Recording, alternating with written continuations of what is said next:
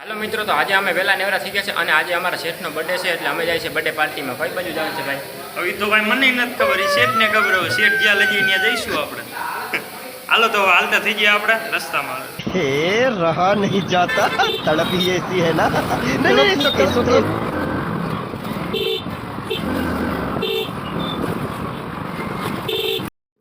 तो मित्रों અમે પહોંચી ગયા છે હોટલની બહાર અને બહાર ઊભીને એ લોકોની વાટ જોઈએ છે અમે બહાર।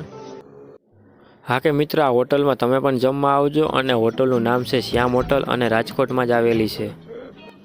અને હા હા, નીચેનો નજારો જોવો કેટલો સરસ છે। તો અમે આવી ગયા છે અંદર અને અંદર ડિસાઇડ કરે છે કે શું મગાવવું શું નથી મગાવવું, બધા ડિસાઇડ કરે છે। તો હાલો મિત્રો, તો હવે અમારું પંજાબી શાક આવી ગયું છે, પનીર ટીકા મસાલા, પનીર હાંડી અને મંચુરિયન રાઈસ। એટલે હવે હું પણ થોડુંક જમી લઉં, આ બધા જમે છે જોવો તમે। તો હાલો મિત્રો, મેં તો જમી લીધું છે, તો મારા મિત્ર જમે છે મંચુરિયન રાઈસ ને જમે છે 5-6 જણા। कौन है ये लोग? તો એને જમવા દઈએ આપણે અને આપણે આપણું કામ कहाँ કરીએ। से आते हैं?